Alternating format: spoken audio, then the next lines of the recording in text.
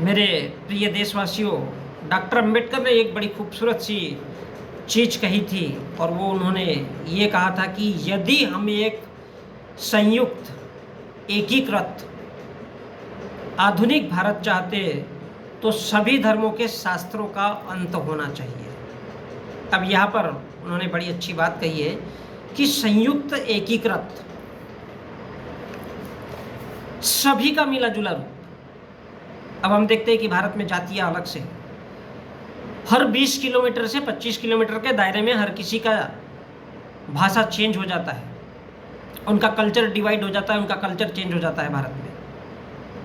अब यदि वो ब्राह्मण भी है तो अगले 25 किलोमीटर के बाद में उसका कल्चर फिर से चेंज हो जाएगा। हो सकता है किसी प्लेस में वो गाय का दान करे और उसके अगले 25 किलोमीटर में देखे तो गधे घोड़े का भी हो सकता है।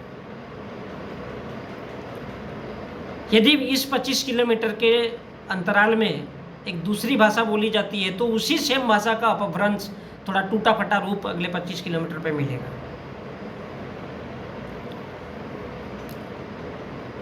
तो हमारे देश में हम देखते हैं जातियां भी है, अलग अलग धर्म के लोग भी है, अलग अलग पंथ के लोग भी है, अलग अलग मान्यताओं के लोग भी है और अलग अलग साधु संतों को मानने वाले लोग भी हैं। और हर धर्म का कहीं ना कहीं मूल एक ही जगह जाता है जो पूरी तरह से इंसानियत के खिलाफ ही है, चाहे वो दुनिया का कोई भी धर्म क्यों ना हो। वो इंसान को इंसान रहने ही नहीं देता। और इसलिए जो सभी धर्मों के हैं, सभी धर्मों के अलग अलग उद्देश्य है। कोई जल को ही जीवन मान लेता है और कहता है कि दूसरे के रूप में आएगा भलाई करने के लिए। कौन आएगा भाई, कौन आएगा? अपने दिमाग से सोचिए, अपने तर्क से सोचिए और थोड़ा सा दिमाग लगाने की आवश्यकता है कि क्या वास्तव में ऐसा हो सकता है? जी नहीं। इंसान ही इंसान की मदद कर सकता है। कोई ऊपर से भगवान, अल्लाह, राम, रहीम, ये सब फालतू की बातें हैं, बकवास की बातें हैं। कहाँ से आएगा वो? अगर उसकी असलियत है तो चाहे वो अगर अल्लाह है या फिर इस देश का राम है या फिर हनुमान है या और कोई कृष्ण है, यदि इस देश की महिलाओं का इस देश में बलात्कार होता है तब वो क्यों बीच में नहीं आते? चाहे वो बेटी मुसलमान की हो या फिर किसी हिंदू की हो, तब वो क्यों नहीं आते उसको बचाने के लिए? तो इंसान ने ही भगवान को पैदा किया अपने खोपड़ी से कि बोले भगवान होता है। इंसान ही अपने खोपड़ी से मान लेता है और वो इसलिए मान लेता है क्योंकि उसके पास में खोपड़ा ही नहीं है, दिमाग ही नहीं है उसके पास। वो किसी भी इंसान की कही हुई बात को अंधा होकर के मान लेता है, सिर्फ इसलिए मान लेता है उसके पास दिमाग नहीं है। तो सभी धर्मों का कहीं ना कहीं मूल तत्व एक ही है। ये अलग बात है कि वो अल्लाह के रूप में है, इसका राम के रूप में है और 33 करोड़ के रूप में है। तो ये सब क्या है? ये सब लोगों को मूर्ख बनाने का एक तरीका है। धर्म जैसा कोई चीज़ होता नहीं है। और अगर कोई धर्म है तो वो सिर्फ एक व्यापार है, एक बिजनेस है, लोगों को गुलाम बनाने के लिए, लोगों को पागल बनाने के लिए, लोगों को मूर्ख बनाने के लिए। तो यहाँ पर संयुक्त, एकीकृत अर्थात यदि भारत का हिंदू अपने आप को माने कि मैं इंसान हूँ, धर्म गया भाड़ में। मुसलमान अगर माने कि मैं इंसान हूँ, उसका भी धर्म गया भाड़ में।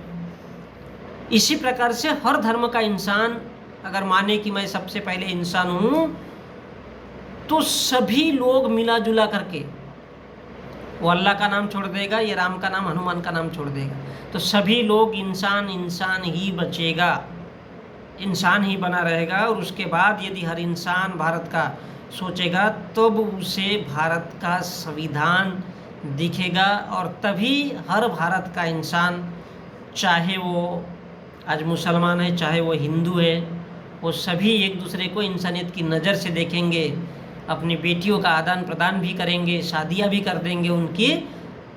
तब कहीं जाकर के एक आधुनिक भारत का निर्माण होगा। क्योंकि हर इंसान के बीच से, चाहे वो मुसलमान हो या हिंदू हो, चाहे वो सिख हो या ईसाई हो, हर किसी के बीच से वो भावना ही खत्म हो जाएगी कि मैं मुसलमान हूँ, मैं हिंदू हूँ। तब वो इंसान बनेगा और एक दूसरे के दर्द में दुख में सहभागी होगा।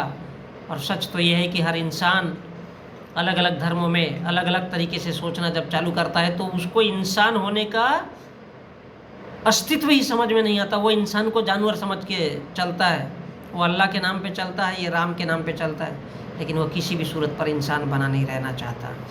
और जब वो इंसान बना नहीं रहेगा तो उसको कैसा समझ में आएगा कि हम इंसान हैं और हम इंसानों की तरह से सोचना चाहिए। और इसलिए उसका जो बुद्धि है वो भ्रष्ट हो जाती है।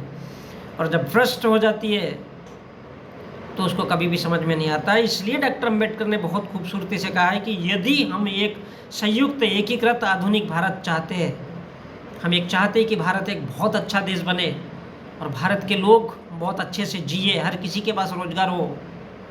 जब हिंदू मुसलमान सिख ईसाई ये होगा ही नहीं, केवल इंसान ही इंसान होगा, तो वास्तव में उसको नौकरी दी जाएगी जो उसके लिए हकदार होगा, जो आर्थिक रूप से कम होगा, जो कमज़ोर होगा।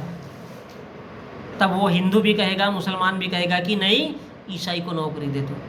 अगर उस हिंदू को ज़रूरत है तब मुसलमान भी कहेगा कि उसको नौकरी दे दो, उसे नौकरी की आवश्यकता है, उसे शिक्षा की आवश्यकता है। लेकिन ये संयुक्त एकीकृत कब होगा? जब भारत से पूरी तरह से धर्म का अंत होगा। और धर्म का अंत किसी भी सूरत में भारत से नहीं हो सकता, क्योंकि भारत की जनता हो या भारत के लोग हो, अपने अपने धर्मों में अंधे हैं, पागल हैं, मूर्ख हैं, दीवाने हैं। और दीवाने इंसानों को कभी भी समझाया नहीं जा सकता।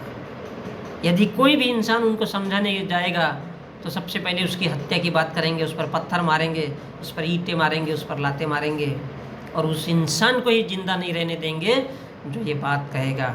और यही बात डॉक्टर अम्बेडकर ने कही थी कि यदि हम एक एकीकृत आधुनिक भारत चाहते, संयुक्त, सबका मिला जुला स्वरूप, अरे भाड़ में गया तुम्हारा धर्म यार, पहले इंसान बनो और इंसान की दृष्टि से सोचो, तब आपको समझ में आएगा कि अपने अपने दिमाग से ये बात सोचनी है, अपने अपने दिमाग से ये बात सोचनी है, अपने अपने तरीके से ये बात सोचनी है।